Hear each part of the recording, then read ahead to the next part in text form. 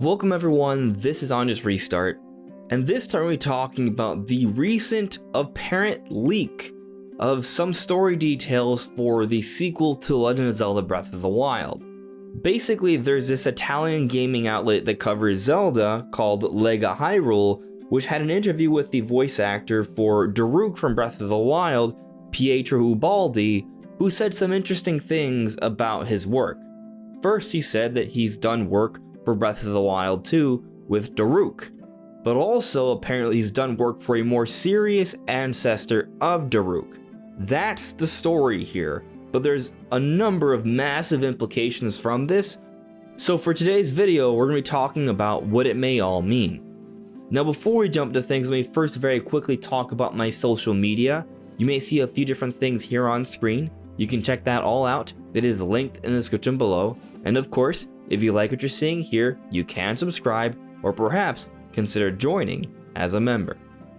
So assuming all these details are true, and I'll have some sources in the description below, of course, there's a number of things that this may all mean. The first thing I'll talk about is the timing of things.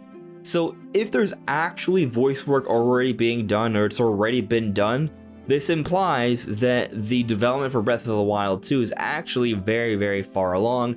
Voice work is not done until late into development because, well, one, if you're doing voice work with characters that have lips moving around, that means the voices must match those lips, and that also means that the cutscenes are already done, and if the cutscenes are already done, that means the cutscenes already been fit into a storyboard and fit into a game with a world and everything sort of organized already. It's a pretty big deal. It means that they're very far along here, and they're finalizing everything, really. They're putting it all together, packaging it all up.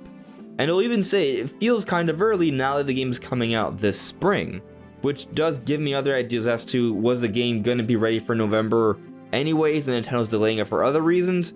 We're not sure. Perhaps they simply wanted to focus more on polishing, or they had other games they wanted to space out, or there's a number of possibilities here, but we're not going to be focusing on that in this video. Point is, the game is very far along, and the likelihood of the game being delayed again is now pretty unlikely if voice work is being done, because again, this is done late into development for most games. But now let's dive into the story and maybe even gameplay implications here. So from a story perspective, Daruk is in the game. So that's already a big deal because, well, Daruk is actually dead. So Daruk shouldn't be in Breath of the Wild 2 unless we're going to be revisiting these spirits in some way or form. Are they getting resurrected or revived? Will there be more flashbacks? These are possibilities based on what we're hearing so far. I would say there's a good chance that there will be some flashbacks here. Is it possible that we will see the spirits again and communicate with them in some way? That is also within the realm of possibility. The divine beasts seem to be missing, along with the other Sheikah technology and shrines and towers, all of that in the initial trailer and even in the second trailer.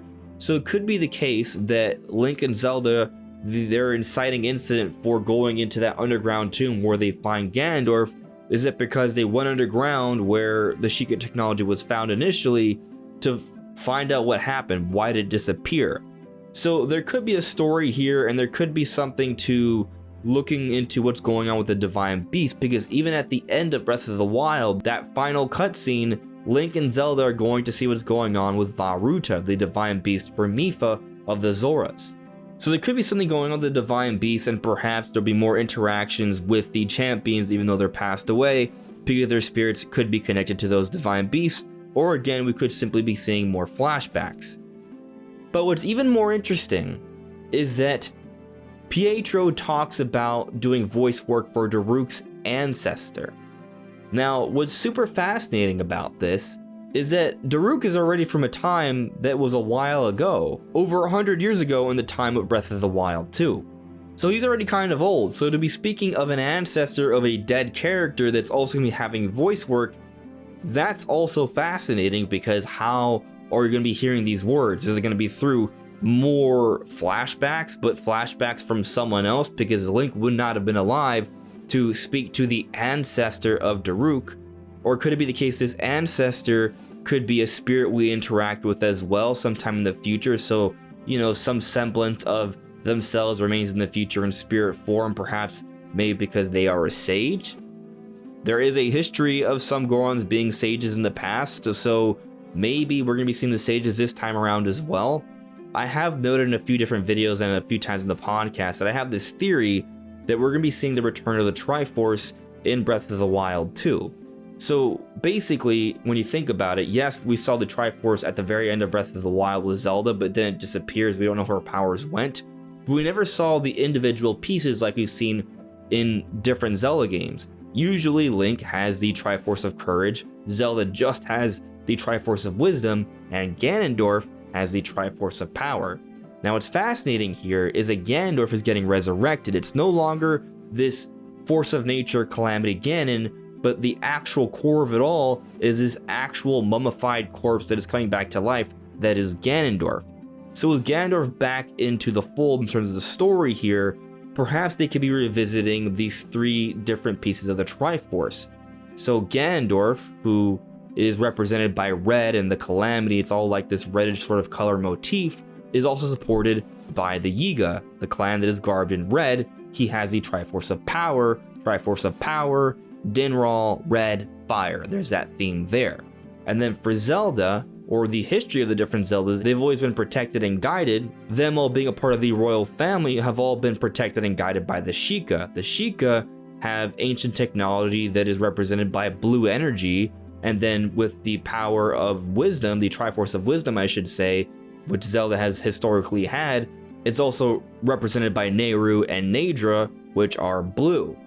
And then you have Link, who in Breath of the Wild has the Champion's Tunic and other garbs and doesn't actually have the traditional green tunic until the very end of the game. Once you beat everything, he's missing his green tunic, but he's also missing the Triforce of Courage. And there is this tribe that is no longer around anymore, the Zonai, that potentially could be linked to what we've seen in the first trailer. There's this green energy, there's this hand, and even if it's not the Zonai, there is this ancient culture that seems to be represented by this green energy. But then there is also the Zonai ruins, which is why I think this could be Zonai, in the southeastern part of the map of Hyrule, where there's tons of trees and forest, mostly green, ruins everywhere. And if this is all connected, it could source to Link and this green energy and this hand helping him out, perhaps helping him to find the Triforce of Courage finally, and also maybe finally being garbed in green as previous Links from different Zelda games. So that whole tangent about this Triforce connection and the colors could be going back to a lot of motifs we've seen from previous Zelda games, which also could be bringing back sages. So you see, it was kind of an important tangent because now perhaps this talk of Daruk, or the ancestor of Daruk I should say, having some actual voice work in the game could be an implication that sages are returning, which perhaps is more evidence to this whole overall story here. But another possibility, and these possibilities aren't exclusive of each other, they could be connected in some way, is time travel. If the ancestor of Daruk is not a spirit we communicate with in the present time, then the only other way we can speak with this character or hear the words of this character is either by experiencing a flashback from a different character of that time somehow, which would be a form of time travel I would say, or just straight up time travel. So it seems that there is some form of time travel in Breath of the Wild too, especially when you consider that we already know of some actual gameplay mechanics that tie into this, because we've seen with the second trailer Link stopping some objects in time and reversing them with a stasis-like ability, except it's reversing the individual time of those objects. So there's already some gameplay that we've seen in Breath of the Wild 2 that plays around with the concept of time and reversing it. So with all of the ruins that are in the initial Breath of the Wild, and with this potential ancestor we could be hearing the voice of at some point in Breath of the Wild 2, and with this ancient Ganondorf from far beyond the time of Breath of the Wild or even the Great Calamity 100 years beforehand, there is this strong indication that we're going to be learning about a story that happened a long time ago. And we never really got the full details of what happened with that battle depicted by the tapestry from a time about 10,000 years ago or so. So we could be learning about what happened with that initial attack, and with Ganondorf being sealed underground, and a lot of this could relate to time travel in some way or form. And if that's the case, what other kinds of things could they do with time travel? Will it simply be time travel in terms of seeing visions of the past? Could it be time travel in terms of the time shift stones you've seen in Skyward Sword, where wherever these stones are, you actually can reverse the time in a particular area? That could be pretty cool, because if you think about all the ruins all throughout Hyrule, you could literally bring back all sorts of areas and towns that it could be hustling and bustling once again. This would actually be a great way for us to finally experience Castle Town as it was meant to be. They sort of tease it to us with the cutscenes, and we got to explore it somewhat in Age of Calamity, but to be able to fully explore in the open world or open air style of Breath of the Wild, a new modern Castle Town, perhaps even with Hyrule right there, not being corrupted by Ganon or Ganondorf, that would be something amazing to see, and we haven't gotten to really fully do that, only teased. So this could be a way they could do that. So obviously there's a lot of speculation here, but if there's truly voice work for the ancestor of Daruk in Breath of the Wild 2, then one, the game is very far along because they're doing voice work, but also there's some indication of time travel to some extent, or at the very least, we're going to be seeing the spirit of this character from far long ago, and we're going to be learning about what happened about 10,000 years ago in the story of Breath of the Wild 2. But what do you guys make of this news and information? Do you agree with my interpretations, or do you have other ideas? Let me know in the comments below. Anyways everyone, this is On Just Restart. Thank you so much for listening and watching. I'll see you all really soon.